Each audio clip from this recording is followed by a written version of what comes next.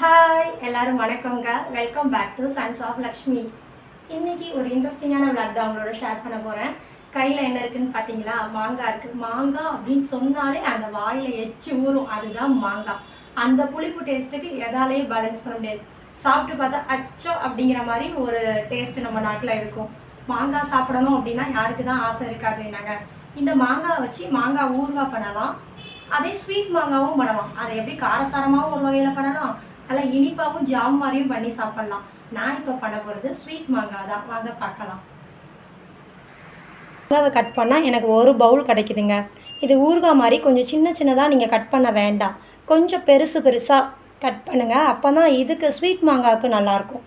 முடிஞ்ச அளவுக்கு நல்லா பெரிய பெரிய ஸ்லைஸாக போட்டுக்கோங்க. கொஞ்சம் திக்காகவே போடுங்க. இது மாதிரி நான் கொஞ்சம் முடிஞ்ச அளவுக்கு கொஞ்சம் நல்லா மீடியம் சைஸமாகவே கட் பண்ணி எடுத்து வச்சுருக்கிறேன்.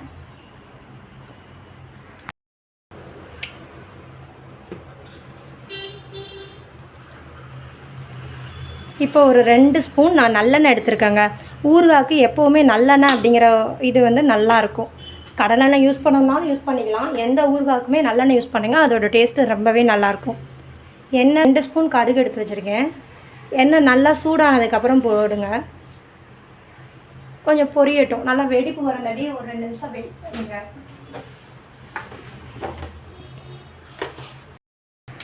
ஒரு ஸ்பூன் வெந்தயம் சேர்க்குறேன். இப்போ கடுகு நல்லா பொரிஞ்சு வருதுங்க. அந்த சவுண்டோடு இருக்கிற டைமில் இதையும் சேர்த்துக்கோங்க.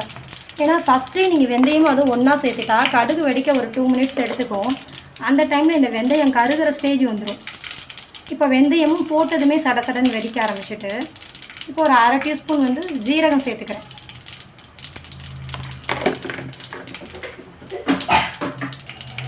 இதில் காஞ்ச மிளகா 2 கிள்ளி போட்டுக்கிறேன். 2 காஞ்ச மிளகா ஃப்ளேவர் காண்டி சேர்த்துக்கலாம்.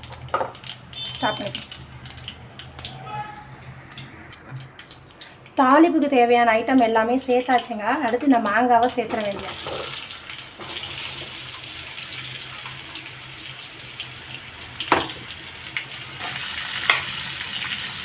நல்லா மிக்ஸ் பண்ணி எடுத்துகிட்டு இந்த மாங்காய் கொஞ்சம் குக் ஆகணும். அதை வேக வைக்கிறதுக்கு கொஞ்சமாக தண்ணி சேர்க்கணும். அடுத்த ஸ்டேஜ்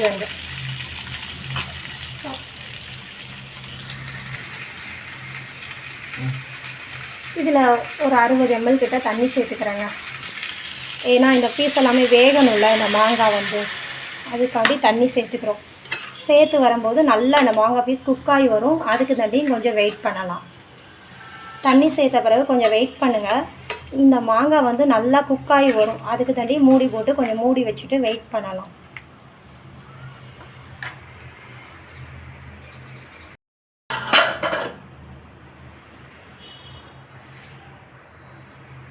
இப்போ நல்லாவே குக் ஆகிட்டுங்க. மாங்காவோட கலரே அந்த சேஞ்ச் ஆகிரும். அந்த தோல்லாம் பார்க்கும்போது நல்ல ஒரு திக்கான பச்சை கலரில் இருந்திருக்கும். அது குக்காகி வரவும் அதோட கலர் கொஞ்சம் லைட்டாக மாறிடும். நல்லா திக்கு பச்சை அப்படிங்கிறது கொஞ்சம் இருக்காது குக்கானதுக்கு அடுத்து. அந்த தண்ணி எல்லாமே நல்லாவே வாங்கிட்டு வேகும்போது இந்த ஸ்டேஜ் நம்மளுக்கு கரெக்டானது வெல்லம் ஆட் பண்ணுறதுக்கு. நான் இதுக்கு 1 கப்பு வெல்லம் எடுத்து வச்சுருக்கிறேன். எனக்கு ஸ்வீட்டாக ரொம்பவே பிடிக்குங்க. ஸ்வீட் கொஞ்சம் கம்மியாக தான் சாப்பிடுவீங்கன்னா நீங்கள் ஒரு 3/4 கப்பு கூட சேர்த்துக்கலாம். நான் 1 கப்பு சேர்க்குறேங்க. இந்த 1 கப்பு அப்படிங்கிறது அந்த ஒரு வெல்லத்தோட ஒரு ரவுண்டு வரும்ல, ஒரு மீடியம் சைஸில். அது அப்படியே எனக்கு அந்த ரவுண்டாக வெள்ளத்தில் ஒன்று தனித்தனியாக வரும்லங்க. அதில் மீடியம் சைஸில் ஒரு ரவுண்டு எடுத்து நல்லா சின்னதாக உடச்சி எடுத்து வச்சுக்கிட்டாங்க. இந்த சின்னதாக இருக்கிறதுல இந்த ஹீட்டில் மெல்ட் ஆயிரும். ஒரு 5 நிமிஷம் நீங்கள் போட்டுட்டு அப்படியே விட்டுட்டாலே ஒரு 5 நிமிஷத்தில் இது மெல்ட் ஆகி கொஞ்சம் தண்ணியான ஸ்டேஜ் வரும். குழுன்னு ஒரு 5 நிமிஷம் வெயிட் பண்ணலாம். வெல்லம் போட்டுட்டு அதுக்கப்புறம் கொஞ்சமாக உப்பு ஆட் பண்ணிக்கோங்க. ஸ்வீட்டு, காரம், புளிப்பு, உப்பு எல்லாம் சேர்ந்தால் தான் ஒரு டிஃப்ரெண்ட்டாக ஒரு டேஸ்ட் கிடைக்கும்ல. அது சூப்பராக இருக்கும். அது மாங்காயில் ஒரு கிளறி விட்டுருங்க. ஒரு கொதி வரவும் நம்ம இறக்கிடலாம்.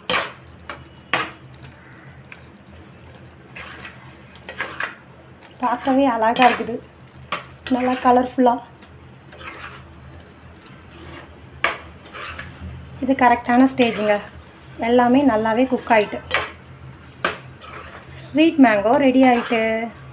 இது சப்பாத்தி நம்ம சைடிஷாக எதுக்கு வேணால் எடுத்துக்கலாம். சாதம், சாம்பார் வச்சுட்டு கூட கடித்து சாப்பிட்டா நம்ம மாம்பழம் வச்சு சாப்பிட்டா என்ன ஒரு டேஸ்ட் கிடைக்கும் அந்த டேஸ்ட்டு இதுலேயும் இருக்கும்.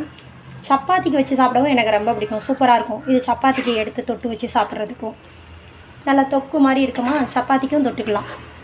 பசங்களும் விரும்பி சாப்பிடுவாங்க, ஏன்னா ஜாம் மாதிரி அவங்களுக்கு ஃபீல் ஆகும்.